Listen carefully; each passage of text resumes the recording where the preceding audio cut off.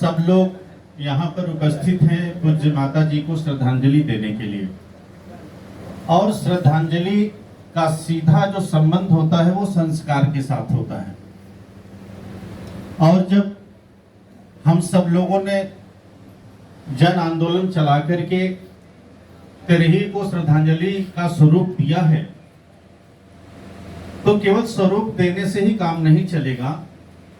हमें श्रद्धांजलि संस्कार के माध्यम से और श्रद्धांजलि सभा के माध्यम से आने वाली पीढ़ियों के लिए, वर्तमान पीढ़ी के लिए, और जो हमारी पीढ़ियां हमसे पहले थी अब वो दुनिया में नहीं है, चली गई, ये 3 पीढ़ियों का रिश्ता किसी भी आयोजन के साथ होता है और उसका सीधा असर जाता है। जो हमारी पीढ़ी चली गई उसका रिश्ता विरासत के संस्कार और उसकी समृद्धि के साथ होता है, और जो वर्तमान पीढ़ी होती है वो विरासत को तैयार कर रही होती है कि हम आने वाली पीढ़ी को क्या देने जा रहे हैं। और जो हमारे आने वाली पीढ़ी है उसके कंधों पर ये सारी जिम्मेदारियां होती हैं। तो जो अध्यात्म में हमें 3 शक्तियों की बात की गई, सत, रज और तम, सात्विक, राजसी और तामसी, इन तीनों शक्तियों का सीधा संबंध इन तीनों पीढ़ियों के साथ होता है। इसलिए श्रद्धांजलि सभा और श्रद्धांजलि संस्कार कोई छोटा मोटा विषय नहीं होता, ये बड़ा गूढ़ विषय होता है और इसे समाज में कुछ न कुछ सीख जानी चाहिए, संदेश जाना चाहिए, तब तो श्रद्धांजलि मनाने का मतलब है। वरना केवल माइक पकड़ करके और भाषण देने से, कुछ अच्छी बातें करने से कोई बात नहीं बनती। बात तब बनती है जब बात हम असरदार करें। आज ये श्रद्धांजलि सभा में बहुत सारे लोग आए होंगे, गए होंगे, अभी बहुत सारे लोग आएंगे और चले जाएंगे, लेकिन यहाँ हमारे सामने बैठे जितने भी हमारे साथी हैं, बड़े भाई, छोटे भाई, बच्चे, तमाम राजनीतिक लोग, सामाजिक लोग यहाँ पर उपस्थित हैं, सभी का अपना अपना महत्व है। और हम इस भावांजलि श्रद्धांजलि कार्यक्रम में आए हुए हैं तो कहीं न कहीं इस परिवार के साथ आपका भाव जुड़ा हुआ है और उस भाव के प्रभाव के अंतर्गत आप यहाँ पर आए हुए हैं।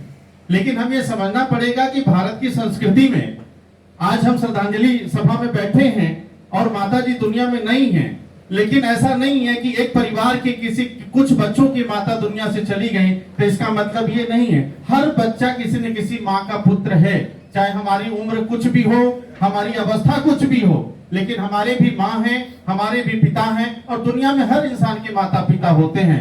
लेकिन मजे की बात यह होती है कि हम ये मानना भूल जाते हैं कि हम भी किसी के माता पिता हैं और आने वाली पीढ़ियां भी किसी की माता पिता होने वाली है। इसलिए मैंने कहा कि सीधा असर 3 पीढ़ियों के साथ होता है। आज धर्म के नाम पर, जाति के नाम पर समाज में जितनी भी प्रकार की भ्रांतियां फैला करके एक दूसरे को दूर करने की कोशिश हो रही है एक दूसरे से, ऐसे दौर में मुझे लगता है कि माता पिता के चरणों से शुरू की गई यात्रा ही इंसान को जीवन में कामयाबी हासिल कराती है। और अगर जिस तरीके से हम मंदिरों में जाकर के भगवान की पूजा करते हैं, जिस तरीके से मस्जिदों में जाकर के हम अजान करते हैं और गुरुद्वारे में जाकर के अरदास करते हैं, उसी तरीके से, उसी भाव से, उसी भाव भावना के साथ जिस दिन हिंदुस्तान के हर घर में अपने माता पिता की पूजा और इबादत शुरू हो जाएगी, अपने माँ बाप को जिस दिन हम देवता मान करके उनकी इबादत शुरू कर देंगे, उनकी पूजा शुरू कर देंगे, मुझे लगता है कि उस दिन श्रद्धांजलि मनाना सार्थक हो जाएगा। और इस देश को विश्व गुरु बनने से कोई नहीं रोक सकता। विश्व गुरु बनने की प्रक्रिया ही माँ बाप के चरणों से शुरू होती है, दूसरा कोई रास्ता नहीं है। आज हम सभी लोग, बहुत सारे बुजुर्ग, हमारे माता पिता यहाँ पर बैठे हुए हैं। हर इंसान के अंदर एक ललक, एक उम्मीद होती है कि काश कि हमारा पुत्र भी ऐसा होता, हमारा बेटा भी ऐसा होता। एक उम्मीद आपकी आंखों में होती है हमेशा। उन उम्मीदों को पूरा करना हमारी नैतिक जिम्मेदारी है। अगर हम ये मानते हैं कि इस दुनिया में सब कुछ क्षणभंगुर है, अगर सब कुछ एक दिन नष्ट हो ही जाना है, तो वो कौन सी ऐसी चीज है जो याद की जाती है दुनिया में? क्या उस पर हमने कभी काम किया है? उस पर कभी हमने ध्यान दिया है? और अगर नहीं दिया है तो देने की आवश्यकता है। आज हम इस चंदौली की सरजमी पर बैठे हुए हैं। अभी भाई ने हमें बताया कि पूज्य बाबूजी राजर्षि राजेंद्र प्रसाद यादव जी की ये जन्मभूमि रही है और कर्म भूमि भी रही है, और यहाँ का जनमानस, हर गांव में, हर समाज में लोग उनको जानने और मानने और उनको पूजने वाले लोग रहे हैं।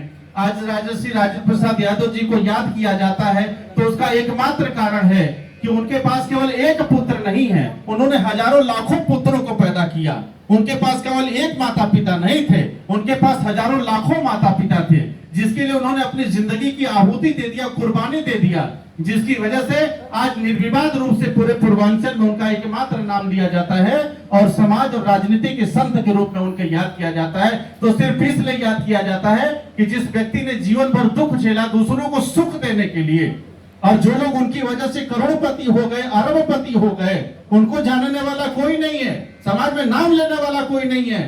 पर्दे के पीछे लोग बातें बहुत करते हैं, लेकिन जब कुर्बानियां संस्कार की देनी होती हैं तो बड़ा कड़वा सच सामने आता है। अब बहुत आसान नहीं होती ना, बड़ा मुश्किल होता है। इसलिए आज हम सबकी नैतिक जिम्मेदारी है कि हम उस संस्कार को पोषित करने की कोशिश करें। विषय ये नहीं है कि मैं उनका पुत्र हूं, विषय ये नहीं कि आप किसके पुत्र हैं, विषय ये है कि समाज में हर पुत्र की एक ही पहचान होनी चाहिए। समाज में हर पिता को एक ही तरह से पूजा जाना चाहिए। पिता चाहे किसान है और पिता चाहे अरबपति है, पिता चाहे करोड़पति है और पिता चाहे सामान्य इंसान है, पिता पिता होता है। इसलिए हर पिता की कीमत होनी चाहिए। तो सबसे पहले श्रद्धांजलि सभा में आपको यह संकल्प लेना पड़ेगा कि सबसे पहले आप अपने माँ बाप का सम्मान करना शुरू करिए, अपने घर वालों का सम्मान शुरू करिए। जब तक आप अपने माँ बाप का सम्मान नहीं करेंगे तब तक दुनिया में किसी और के माँ बाप का भी सम्मान आप कर नहीं पाएंगे, और अगर करेंगे तो दिल से नहीं कर पाएंगे, और दिल से करेंगे तो आत्मा से नहीं कर पाएंगे। ये तीनों अलग अलग विषय होते हैं।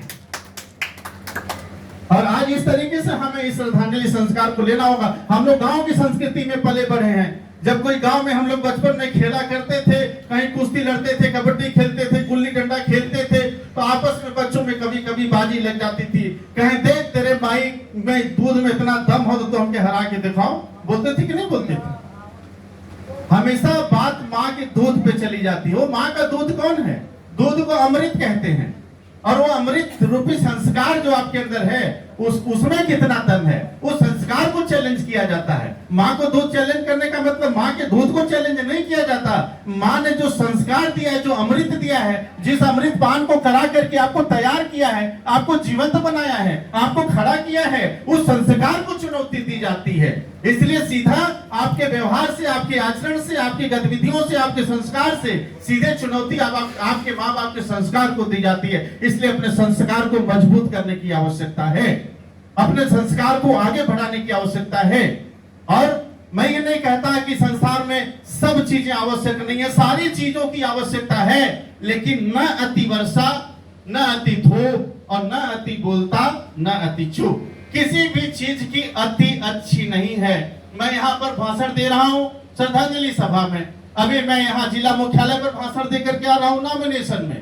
कल मैं फतेहपुर खुर्द में था, लाल बहादुर सिंह जी के, उनकी माता जी की तेरही में। हर जगह मैंने बोला, लेकिन अगर बोलने की अति हो जाए, मैं इन्हीं बातों को 2 घंटे 4 घंटे बोलने लगूं, तो अच्छी बातें भी आपको बुरी लगने लगेंगी।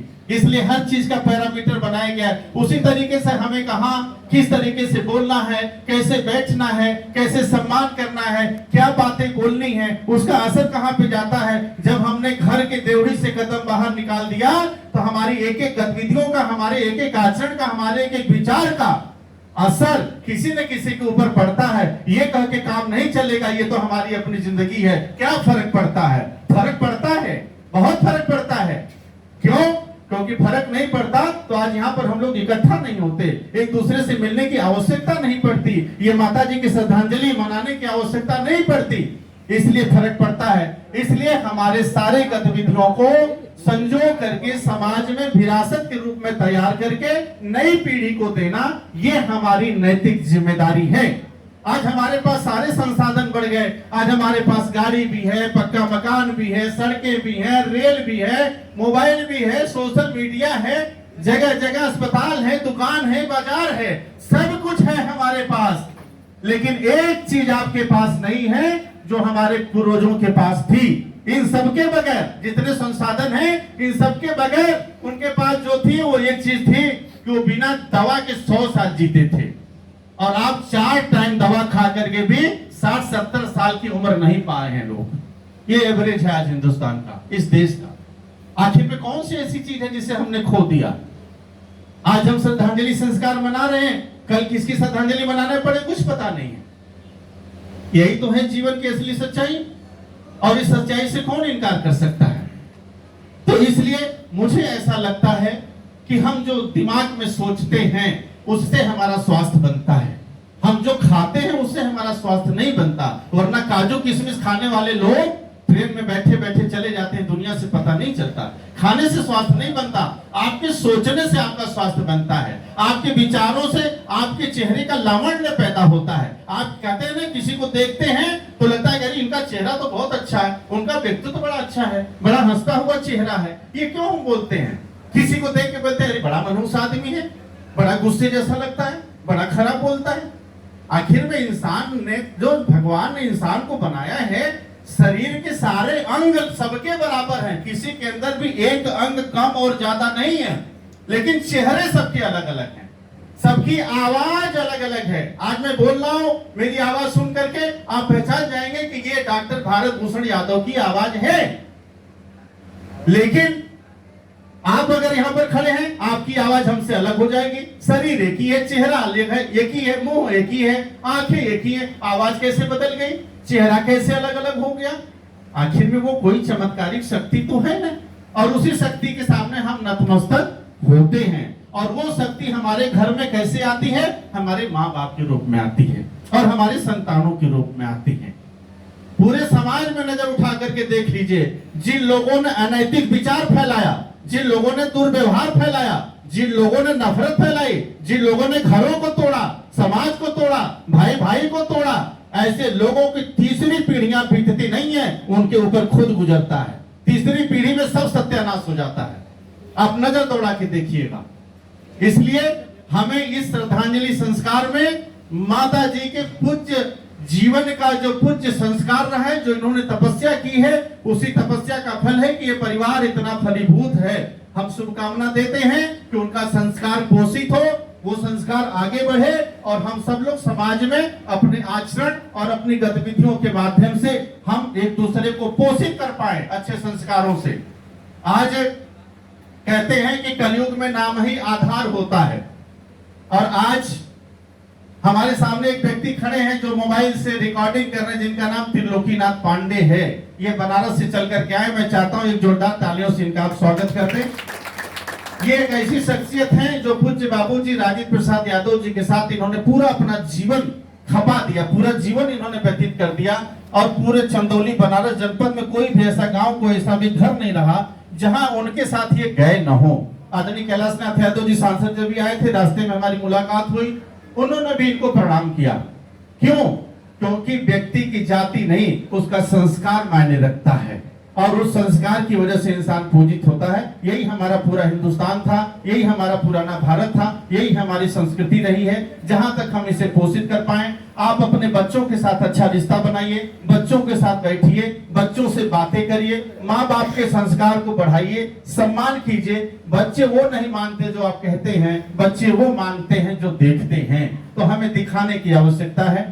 बातें तो बहुत हैं, बातें बहुत हो सकती हैं, लेकिन चूंकि हर चीज की अपनी समय सीमा होती है, उसी सीमा को ध्यान में रखते हुए पूज्य माता जी के श्री चरणों में कोटि से वंदन करते हुए, नमन करते हुए, उनको प्रणाम करते हुए कि उनकी आत्मशक्ति, जहां तक अध्यात्म में हमारी परंपरा में कहा गया है कि शरीर केवल मरता है, आत्मा हमेशा अमर रहती है। और उस आत्मा को अमर रहने का प्रमाण है कि अक्सर हमारे सपनों में हमारे अपने लोग कभी न कभी आते हैं, कभी आपको आशीर्वाद देते हैं, कभी आपको कोई मार्गदर्शन दे जाते हैं, कोई बात बता जाते हैं। कभी कभी तो ऐसा भी होता है कि ये कह के जाते हैं कि ये करो, ये मत करो, ये अच्छा कर रहे हो, गलत कर रहे हो। इस तरीके से आत्मशक्ति आपके साथ रहती है। ये असली देवी देवता हमारे हैं, माता पिता। इसलिए अपने पूर्वजों के साथ इस तरह से कनेक्ट हो जाइए, इस तरह से जुड़ जाइए कि एक देवता की तरह, एक देवी की तरह आपका वो मार्गदर्शन करें और आपका कुछ भी नुकसान न होने दें। ये आपके संस्कार को पोषित करते रहें, आपका मार्गदर्शन करते रहें, ये सबसे ज्यादा आवश्यकता होती है।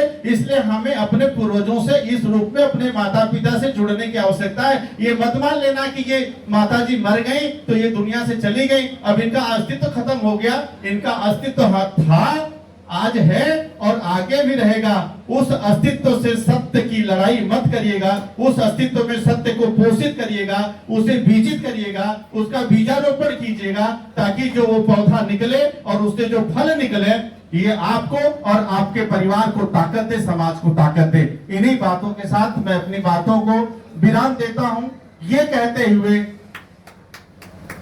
कि बहुत मुश्किल है जिंदगी की कहानी लिखना, बहुत मुश्किल है जिंदगी की कहानी लिखना, जैसे बहते हुए पानी पर पानी लिखना। तो हमारी आपकी जिंदगी की ऐसी कहानी। बहुत बहुत आभार, बहुत बहुत धन्यवाद। आम लोगों के बीच में